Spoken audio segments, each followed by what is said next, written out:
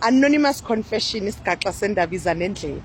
Usisi uthi sis Judy mina ngazonela mina umyeni wami angithole ngihlupheka wangilobola wangihlalisa kahle kodwa ubufebe yibe bungikhipha emshadweni.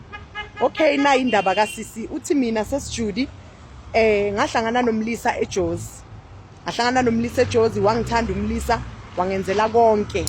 Nedi ngamangala ukuthi ingani umlisa ajaha ukuthi sishade.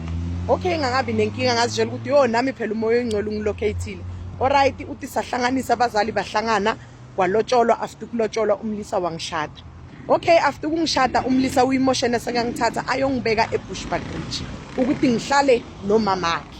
Yena useJozi uyasebenza kodwa ke sesijudy ke mina eBushbuckridge ke bengingasweli lutho ke sesijudy because benginayo yonke into wangithengela nePolo ke lokuthi umama nakafuna ukuyapi yime ngidrivayo makwenzakalani yime ngidrivayo. Okay sesijudy inkinga yaqala la ukuthi umyeni wami mina nakasala ngilobola wangilobola vele kuumuntu ukuthi umshini wakhe uvuka la ngalelo sesijudy uvuka la ngalelo sizoyenza la ngalelo kukhona ukudlula inyanga yonke singakayenzanga.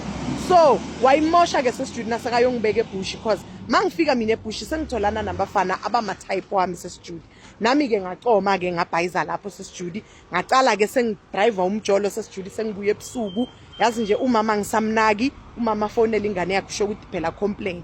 So sesijudy bekuyilela ngaleli bekune function ke sesijudy ngiphume ke mina ke nomuntu wami ke sesijudy nasiphuma sokani umyeni sesijudy uzolala afikile bekuyi Friday.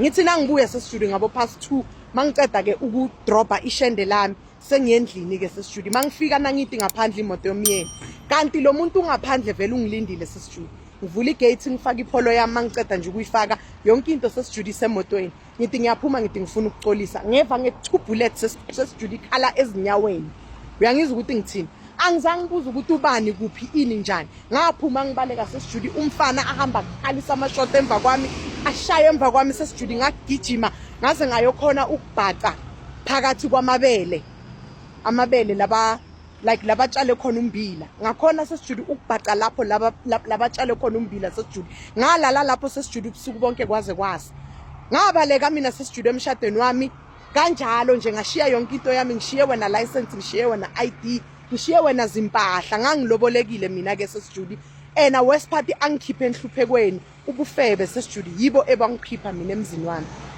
Wow bafazi niyayibaxa shem niyayibaxa umuntu nje ayophume ahlalisekile nje ngenxa yabafana hayibo hayi asazi mhlambe ke uzothola ukuphola ke kulinye lamalanga.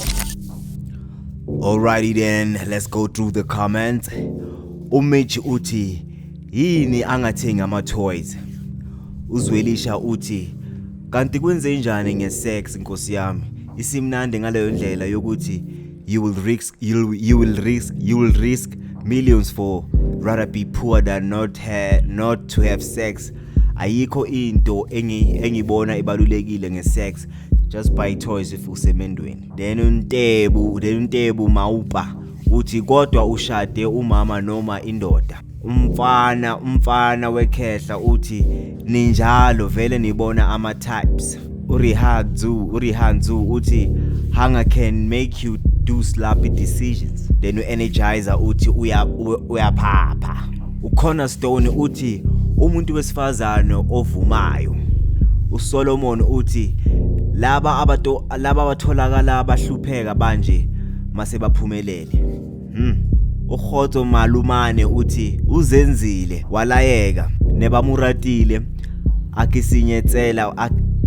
akisinyetsela self kabufebe. At least she's honest. I don't know whether I read that right. Moving right along, Sandile Mate uthi why did he miss? Usodumo uthi for me ubufebe will never be justified, but Umjita had a responsibility of meeting ama needs kasisi.